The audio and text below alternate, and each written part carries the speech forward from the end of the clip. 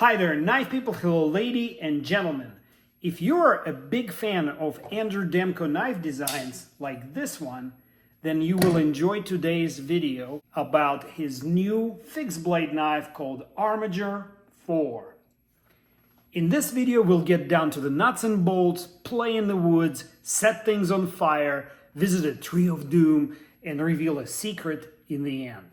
So, let's find out what makes this knife special, or not. It's a more classic shape. It has this clip point, straight clip point shape with a very gentle belly toward the front. The geometry is beautiful and it's coated with a hard coating to prevent it from corroding. It's overmolded handle with a rubbery feel to it. It has a full tang with a tang protruding in the back, and that tang is smaller but also crisp and sharp.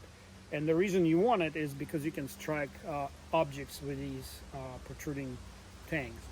Symmetric handle, which can be good and can be bad. When you learning to manipulate the knife, you pull the knife out of the sheath because the handle is not curved one way or the other. It's symmetrical. You will not have a tactile feedback at which way the blade is oriented. The sheath here is their like coup de grace, coup d'etat, I don't know, they revolutionizing the sheath industry here. It's a really good sheath.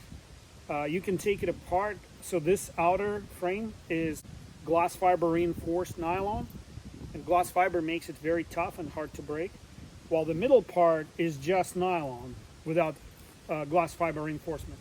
So what's wrong with glass fiber reinforcement is glass is harder than steel by quite a bit. So because of that, the glass will dull your knife. So if you were to take this knife and start cutting on this seemingly soft outer sheath, outer plastic, your knife would get dull very quickly because of the glass fibers in that plastic. This sheath is held together by 6 screws and stud nuts. And the stud nuts on the back have a orientating feature matching indentations on the frame, which means they're captive. They are not rotating at all, so you only need one screwdriver to take this thing apart. It is very pleasant to see that the company put as much thought, if not more thought, into the design of the sheath as they put in the knife itself. That's how the frame comes off, and now the soft inner core. Take a look. Yes, it has a drain hole, so if the knife in the sheath fall into the water, or it's really wet outside, or the knife has condensation, there is a place for the water to exit. Molded into the inside of the mouth of the sheath are 4 little divots that's supposed to retain the blade. However, they're very small, they're not very pronounced, and they nest against the rubberized material on the handle, which reduces the retention even farther, as you will see soon enough. Like, I can't shake it loose like this, but with any inertia, yeah, it'll fly away. Kydexing being my hobby, or one of them, I did this. I created a different belt carrying system that also adds retention to the knife. And it's by no means a finished product. I'm still experimenting with some of the shapes here. Pardon my rough edges here, but the way it works, you slide the knife in. This here serves as a ramp. The piece pushes out of the way, it springs back, holds the knife right here, presses the handle this way, and retains on the sides. And the result is a silent sheath. There's almost no sound that it makes. The knife is retained with probably 2 to 4 times the retention force of the factory design. And it fits right here. The loop is designed for 1.5 inch belt. If you have a larger belt, you probably would have to extend the piece all the way down to the bottom and make a larger loop. So here it's being mounted to the belt. As you can see, it's a pretty robust belt, thick nylon webbing. It's a ratchet belt. I carry my pistol on the same type of belts, and that's the reason I positioned the knife 5 inches above the original location because it puts it right where usually your pistol grip is in a hip-mounted holster. All right, mates, before I test the knife edge with a sisal rope, I needed to test the sharpness on a piece of paper and give a shout out to our friend in Australia, Cedric and Ada Knife Channel, who made this incredibly boring, tedious task, a standard sharpness test, which, by the way, in my case, failed to dull any blades to date because I'm not cutting on a flat hardwood board, but rather on a rounded half round of a branch. I'll put this thought out there into the universe, and maybe if he watches this video, he'll hear me. Mate, I think what you are dulling your knives with is not the sisal rope, it's this freaking ironwood board that you're using. I don't know what kind of Australian packer wood was the board made out of, but honestly, after making probably 600 or 700 cuts with various blades, I came to a conclusion that the rope is not the way to test your blade sharpness. Therefore, ladies and gentlemen, this is the last time I'm using this type of test. Tiresome and boring, so I decided to try a different tack.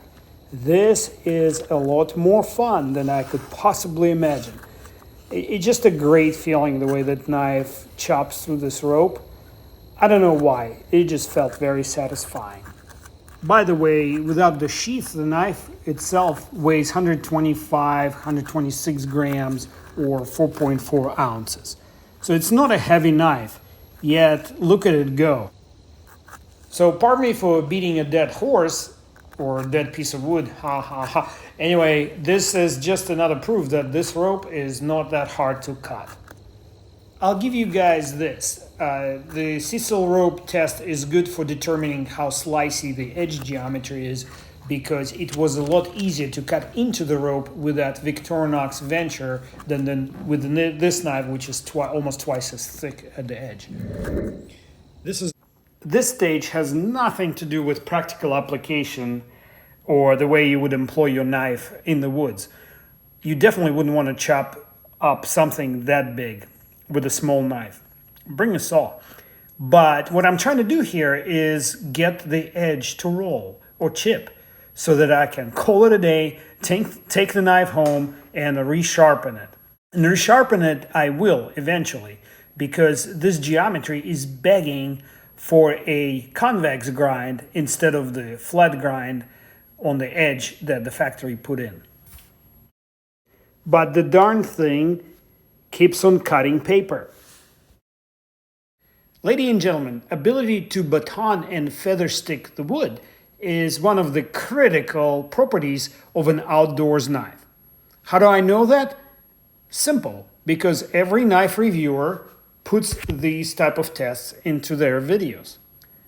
But they seldom explain why it's important. Feather sticking is a force multiplier. Let's say you're bringing a certain amount of kindling for your outdoors adventure. You will never have enough kindling to start a fire after a rain. Wet fires require a copious amount of kindling, and that's what feather sticking avails you with. When you create these feathers, they become dry very quickly, even if the wood was slightly waterlogged. The reason is these feathers form air veins through which air circulates and dries the wood. And when you insert kindling amongst those feathers, the superheated air rising from the flame will farther dry them up, set them on fire, and eventually they will dry the wood enough to start a serious fire. Why am I using a lighter instead of a ferrous rod? Two reasons. First, I would like to emphasize that for $75, Demko did not include a ferrous rod with this knife. And second, I always carry the lighter with me, even though I don't smoke. I mean, you can get 4 of them for $1 at the dollar store and, 25 cents for an insurance policy. It's not too much to pay. To start a wet fire, you would need at least 15 to 20 of these feather sticks. That is why it is important to have a sharp knife. I've been waiting for this all day. I am finally at the Tree of Doom and I am going to test the tip of this knife. This tree is great at breaking knife tips. There is at least a dozen tips stuck somewhere in this wood. One of these tips belonged to SRK5, which happened to have an elongated and finer tip than this Armiger. I will provide a link to my torture test playlist at the end of this video. And if it's your first time watching me striking the Tree of Doom, my test consists of 25 strikes. I strike as hard and as deep as I can drive this knife, and then I pry it left to right. Andrew Demko is a well-known knife designer who brought to life some of the best EDC folding knife designs. And that is the reason I grabbed this knife the moment it became available for sale. And this knife has average or better performance in every test that I did with it. Especially here, I mean, it's a good performer, solid knife. This knife is like a well-built Chevy truck. And speaking of Chevy, you know how GMC makes Chevrolets, Cadillacs, Buicks, etc. You know, this is a cold steel product through and through.